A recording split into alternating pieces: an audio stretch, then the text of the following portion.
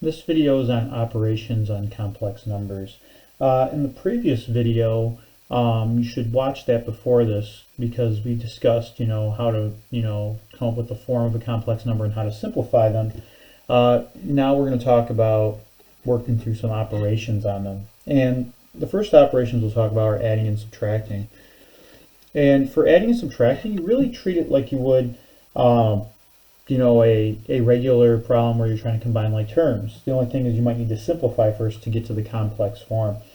So we'll do one that says to add, say, 8 plus 5i plus negative 6 minus I and then plus 15.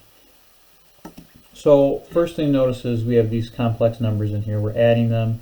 Add or subtract. You have some negative signs in there too that'll lead to some subtractions. But when you see this, first thing is you should simplify any numbers that could be complex numbers first, simplifying radicals. In this case, we don't have any to worry about.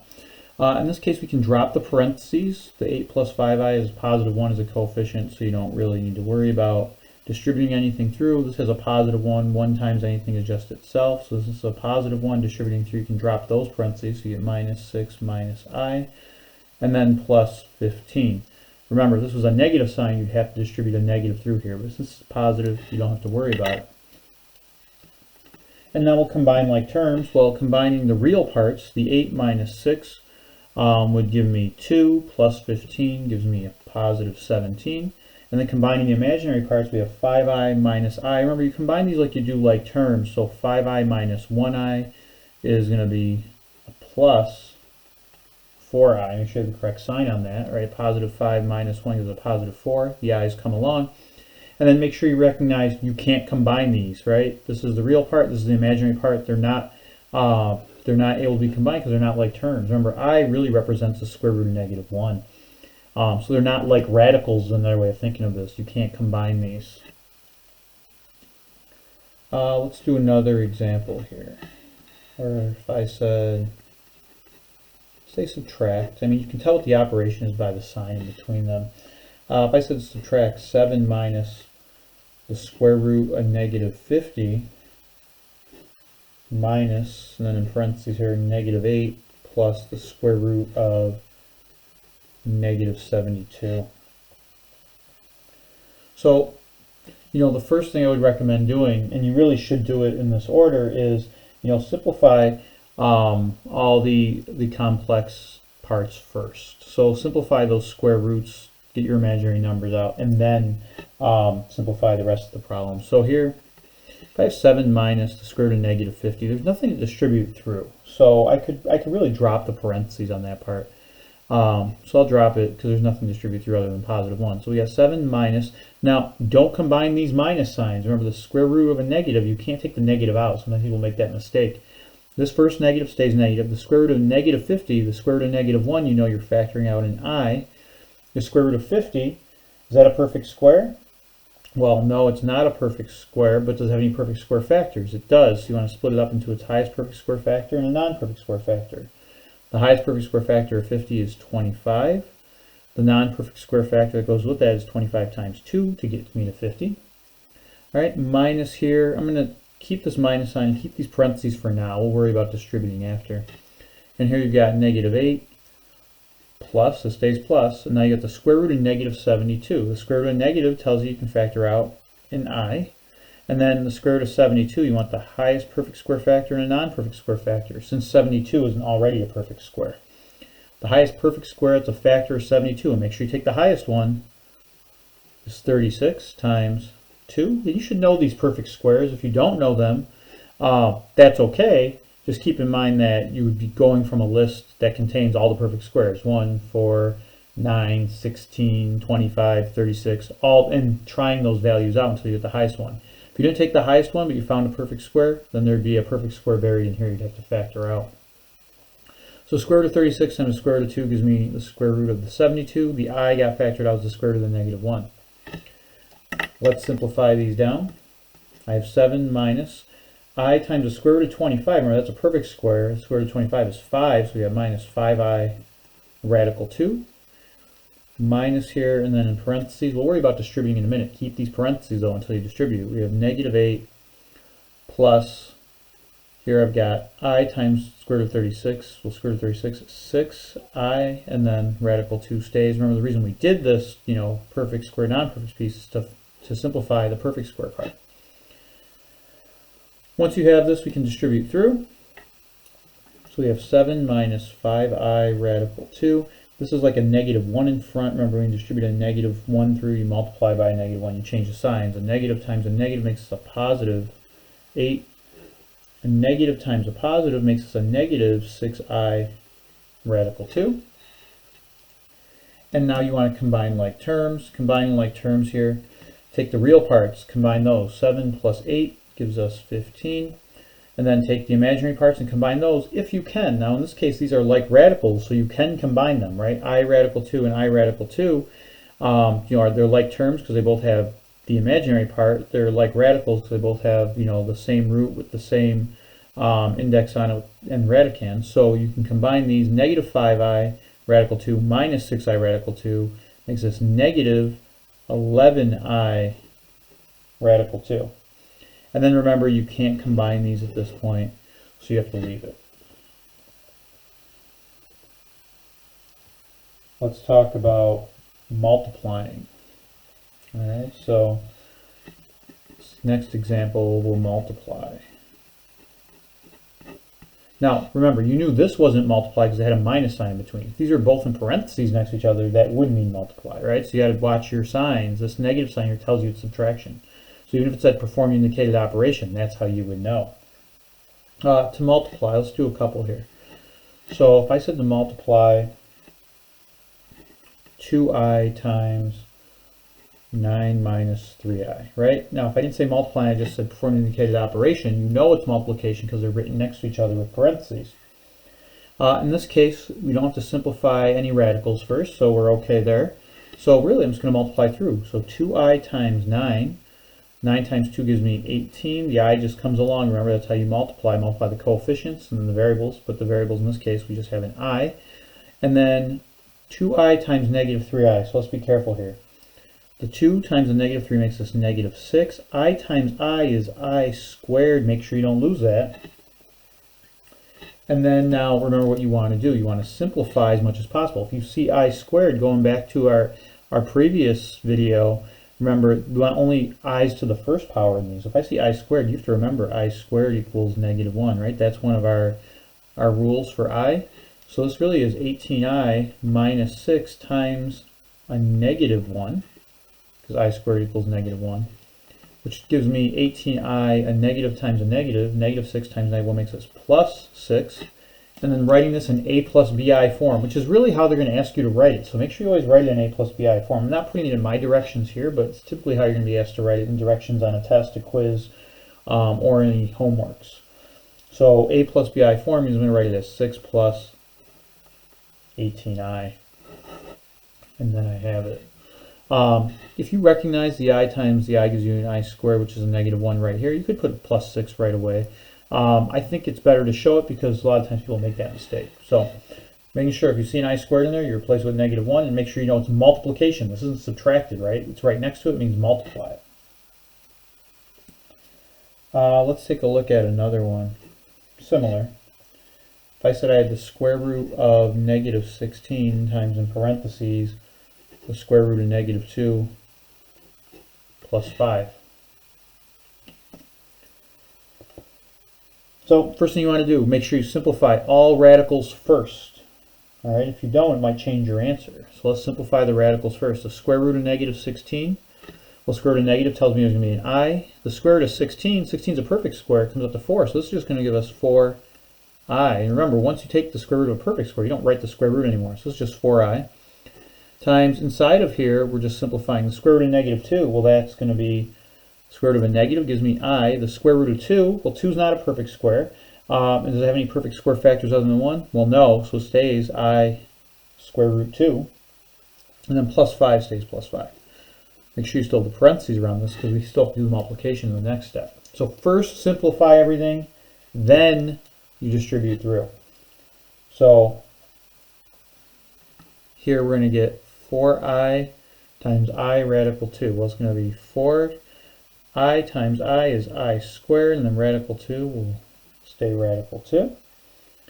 And then 4i times a positive 5 gives me plus 20i. And now we want to simplify. Well, remember, I squared is equal to negative 1, right? We have it here too. So we have 4 times I squared, which is 4 times negative 1, times square root of 2, plus 20i. And then 4 times negative 1, remember, this is multiplication. It's negative 4 square root 2 plus 20i. And again, this is the real part. It can have a radical in it, and this is the imaginary part. That's okay. But the key here, which what we did in this example, what you have to do with all of them, is this note is simplify all numbers to a plus bi form before multiplying. If you don't, it'll change the signs. So the first thing you're going to do is simplify your radicals into a plus bi form, then multiply through. Let's take a look at another one.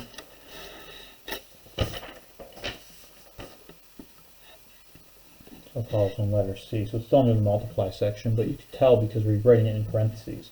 So we got 2 minus the square root of negative 18 in parentheses times the square root of negative 2 plus 5 in parentheses. Now remember what we want to do. What did I say in that last note? The first thing you want to do, write it in a plus bi form first. So we're going to simplify your radicals first. If you don't, you're going to get different signs. It'll change your answers. So here we end up with, we've got 2 minus the square root of negative 18. Now remember, you can't take this negative out of the radical and combine it with this negative. They're separate things. This negative here, you can't factor a negative out. The square root of negative 1 is I. That's how you get rid of that negative. And then you have the square root of 18. And 18, is that a perfect square? And the answer is no. But what's the highest perfect square factor it has? Well, 9, the non-perfect piece, will be square root of 2. So that's me simplifying the square root of negative 18.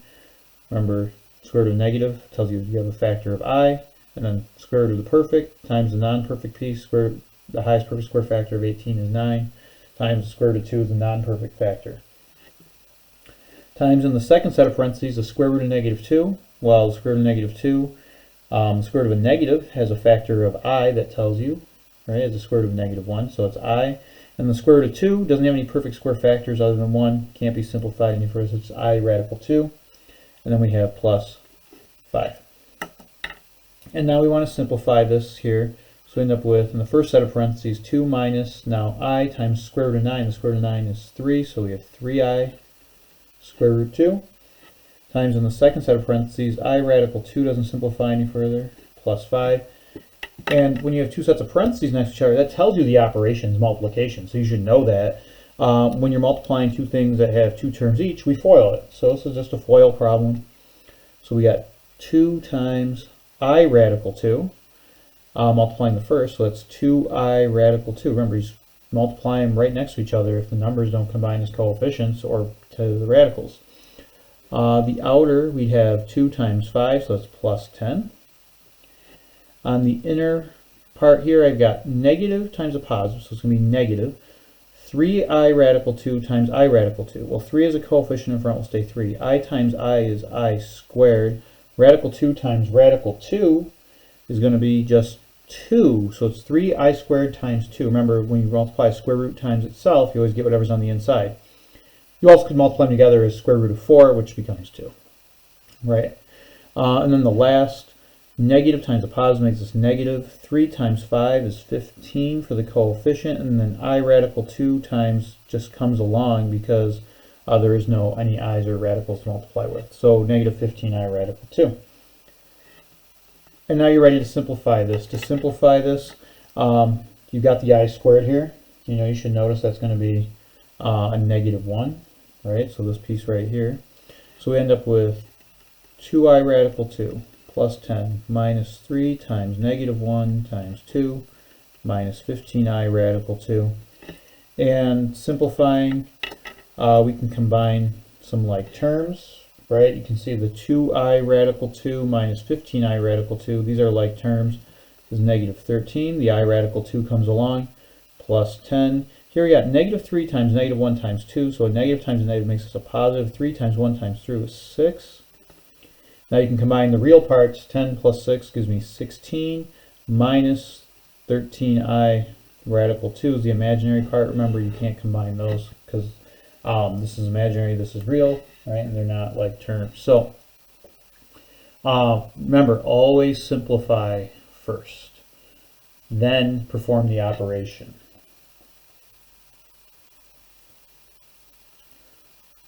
Right? That same rule about simplifying first also applies to division.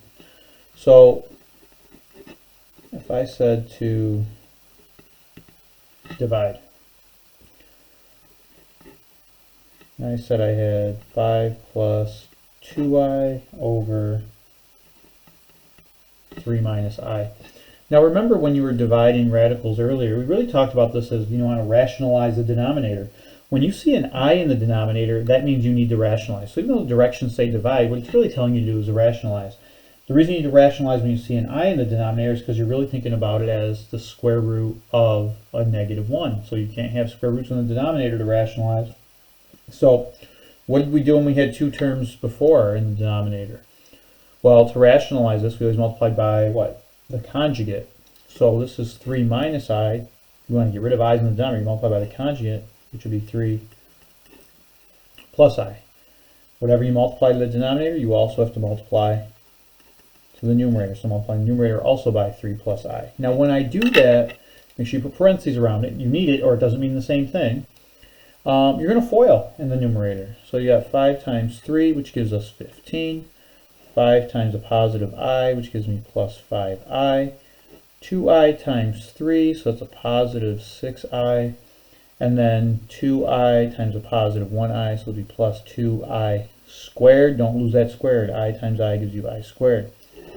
This is over in the denominator. When you multiply something by its conjugate, remember you only need to multiply the first and the last because the middle terms are going to cancel. So multiplying the first, 3 times 3 will give me 9. Multiplying the last, a negative times a positive makes this negative. I times I is I squared. And now we want to simplify. Now to simplify this, right, and we can talk about our rule, right, I squared equals negative 1. So where I see I squared here, right, I know I'm going to replace this with negative 1. Where I see I squared here, I'm going to replace this with negative 1. So I end up with what? I've got 15 plus 5i plus 6i. Those are like terms, so that's plus 11i. And then 2 times a negative 1, because you're replacing the I squared with negative 1 in its multiplication. So 2 times negative 1 would be minus 2. Over here we've got 9 minus, that minus sign stays, and then times a negative 1. So minus a negative 1, replacing the I squared. Now when you see this 9 minus a negative 1, it's going to become a plus, right? You're going to add those, right? This really ends up being 9 plus 1 down here. So combining our like terms, 15 minus 2 gives me 13 plus 11i. This is all over 9 minus a negative 1, which is 9 plus 1, which makes this over 10. And we're pretty much done, but the last thing you want to keep in mind is they always tell us to write our answers in a plus bi form. So right now this is an a plus bi form because they're all together over one denominator. So to make this a plus bi form, you're really going to divide, the real part over the denominator and the imaginary part over the denominator. So you're splitting it up. It's really uncombining the like terms. You really have 13 over 10 plus 11i over 10. If either of these simplified by dividing by 10, you would do it in this step here. You wouldn't do it in the step above. Since these don't simplify, that's your final answer. The real part, 13 over 10. The imaginary part, the 11 over 10 times I. Sometimes you'll see the I written right next to this. So it might not be right in the numerator, it might be right next to it, but it's never in the denominator. So we rationalize here just like you normally would when you have a radical in the denominator. If you have an I in the denominator, you have to rationalize as well. When you have two terms, you multiply by the conjugate. And then I'm going to write that note I wrote earlier, because right now I didn't have to simplify, but if you did, right, you want to simplify before rationalizing. So if this wasn't already in the form of 3 minus I and you had to get to there from a radical, you want to simplify first, then rationalize. So always simplify your radicals first. Let's take a look at another example of this.